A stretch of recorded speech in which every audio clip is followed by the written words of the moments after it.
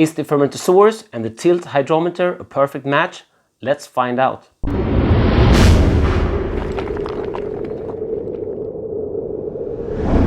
So let's talk a little bit about the Fermentasaurus first. This isn't really a tilt hydrometer video. If you want a video about the tilt hydrometer, I can make one for you guys. The tilt hydrometer is a hydrometer and a thermometer which connect through Bluetooth to your smart device like a phone or tablet, so you can measure your temperature and gravity. It has a lot of extra features, but I won't go into them today. The reason why I wanted to try this and the reason why I got this, this is not a sponsored video. I have bought both of these with my own money, but the reason is that there is some issues with the Fermentasaurus when you're dry hopping or adding cacao nibs or something like that. I have been through that before.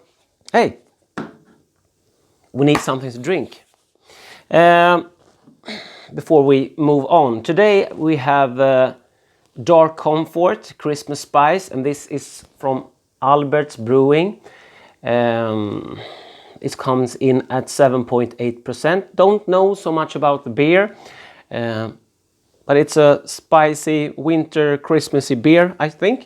So it looks dark through the bottle, and Albert is a Swedish home brewer from Stockholm. Nice hiss there on the opening and smoke. Let's give it a pour. Pour out some water. It pours lovely. Looks like julmust, Swedish winter beverage, also from malt and hops. Mainly sugar, I think. Yeah, some sediment there. Yeah, it's spicy, all right. Let's give it a nose. Yeah, you do that, get that Christmassy, warm spiciness.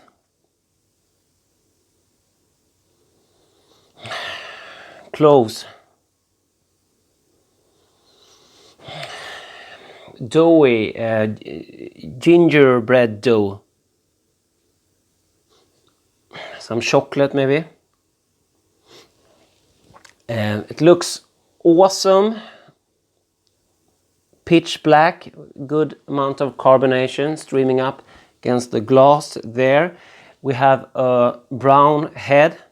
As I said, it looks very much like the Swedish Christmas drink julmust,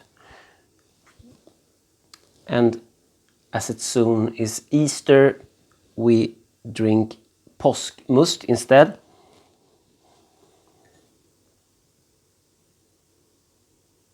Yeah, said really gingerbread dough. Okay, let's dive in. Cheers, and thanks Albert for sharing me one of your brews.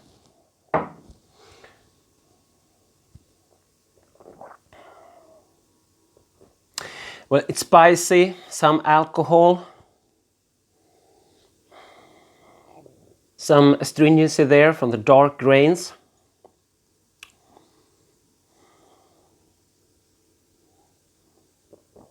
The sweetness, dark chocolate, it's fruity. It's a little bit too alcoholic for me and a little bit too astringent, and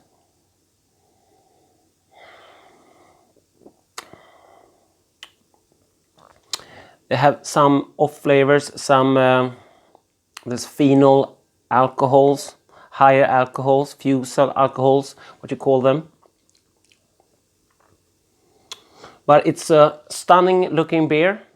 Thanks Albert. So let's talk a little bit more about the Fermentasaurus.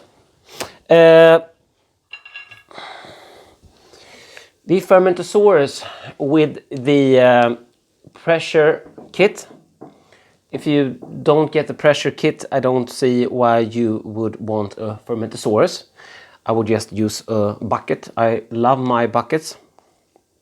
Nothing wrong with fermenting in a bucket. But the cool thing with the Fermentasaurus is that we can ferment under pressure. So that's why I got it. I have been fermenting under 2 bars and that is working fine.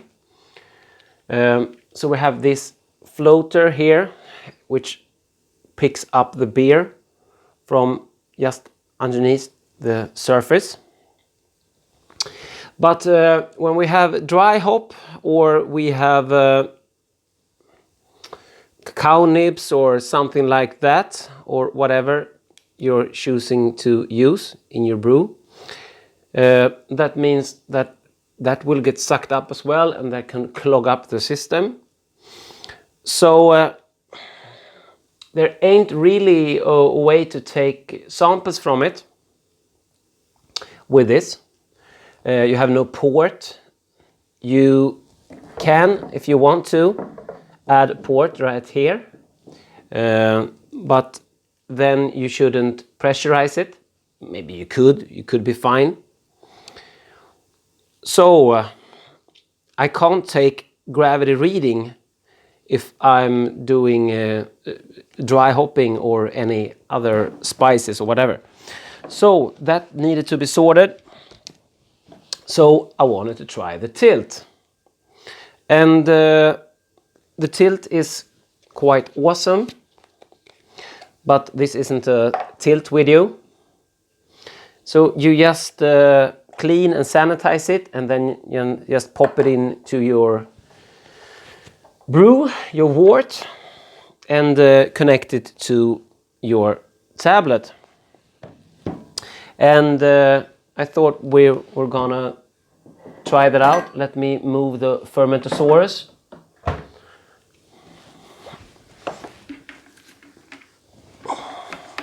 So this is my inline cleaner. You have seen that one before. If you haven't seen that one, the build of this one, this is a very good unit to have at hand. I clean my keg lines with this. You can clean your keg, you can clean beer lines, picnic taps, whatever.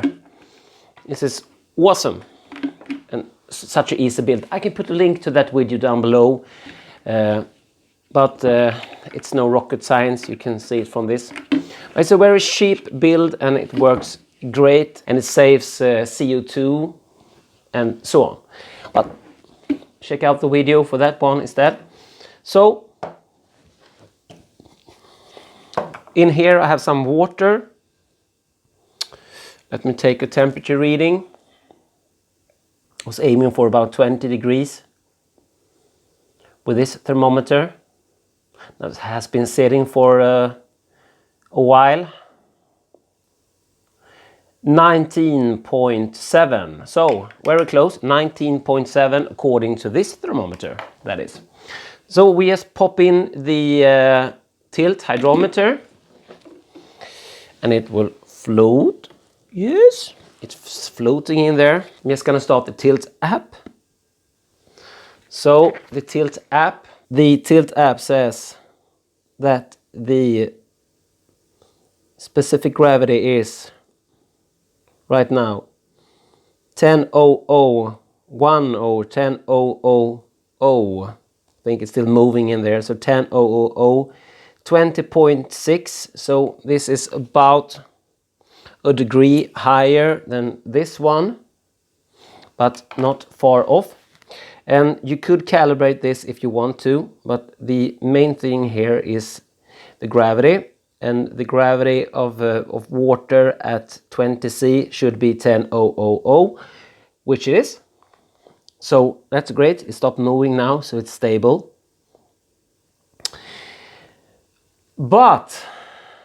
And I've also checked this with wort against my hydrometer and the refractometer, and it works just fine. You see it's stabilized now, and the temperature needs a little time there to be stabilized. Because there are air inside the tilt. So you see, maybe we will match this even better. But I said this was 19.7 and this is now 20 degrees. So it's extremely close, and this might even come closer, but 0.3 degrees apart, two thermometers, that's all right. So yeah, 19.7 and this 20. And I also checked the tilt temperature against my probe on the side of the Fermentasaurus, which I've insulated, and it have measured up fine as well. Yeah, so it seems that we are stable now. Okay, but there is an issue here. When we pressurize the Fermentasaurus, things happen. So I'm gonna simulate that now by pressurizing this vessel.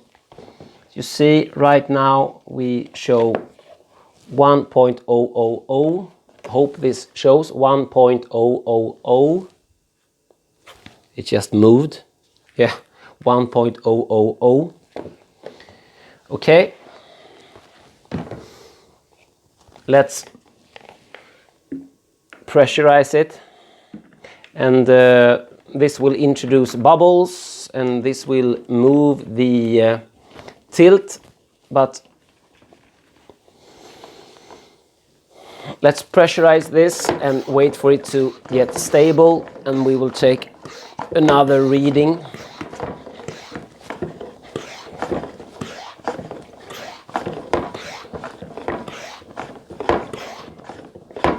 It's pressurized, and let's see what happens when we wait for things to stop moving. Yeah, now we can see we have a lower value here. This reads 0.997, so it's 3 steps lower, 3 points lower. 996, 4 points lower. Let's see where it stabilizes. With the Fermentasaurus, I get the same issue as well. When I pressurize around 2 bars, I get 5 points off, between 4 and 5 points off, just like I do now. 996, 995.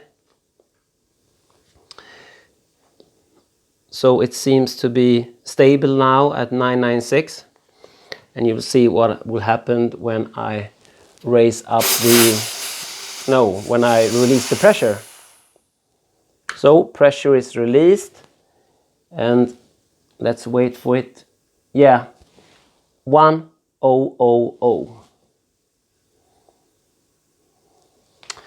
So there is an issue there. After 3 brews with the tilt and the Fermentasaurus together, I can say that that value is quite stable.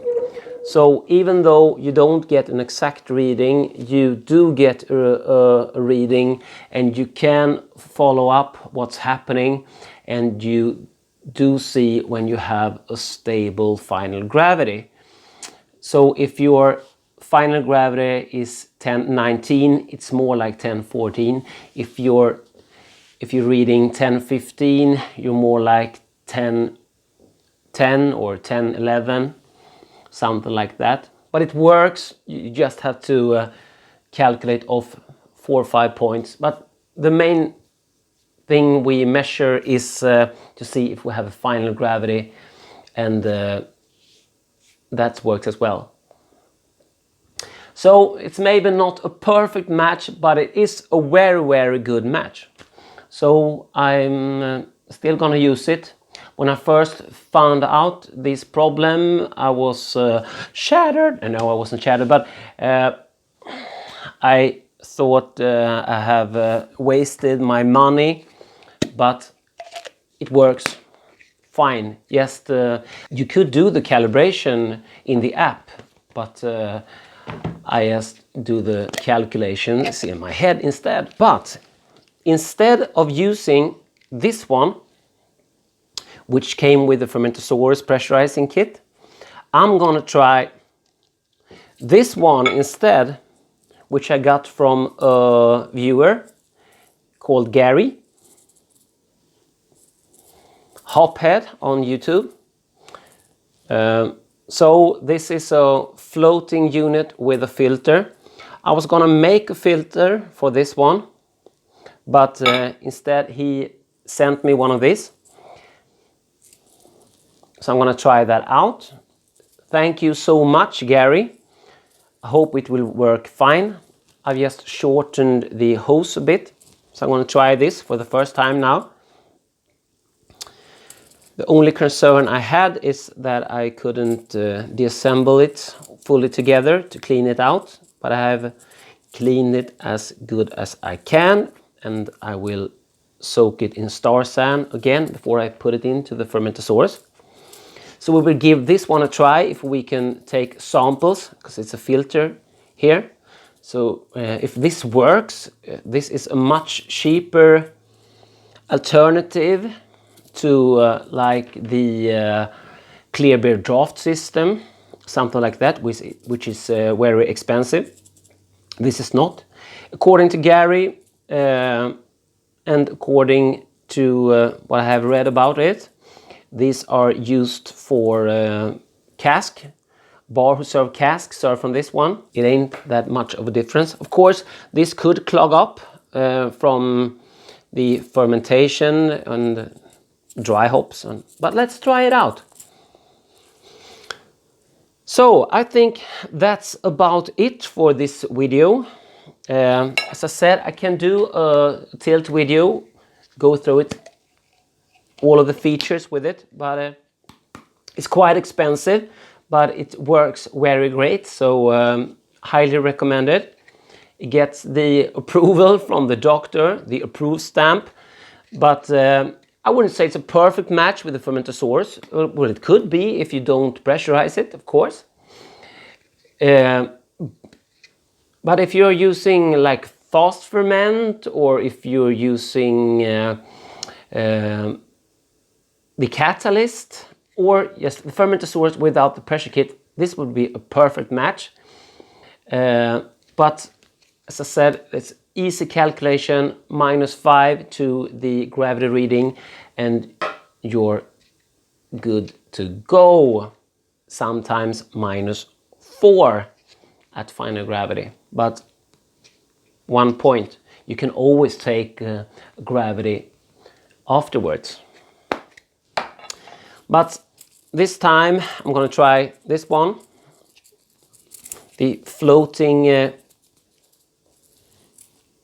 pickup line with a filter, and of course the tilt as well. So thanks guys for watching, and thanks once again Albert for the beer, and thanks once again Gary for this cool thing to try out. If anyone else want to send me cool stuff to try out, I would gladly accept them. And of course, always beer mail. You will find my email address down below, so contact me there.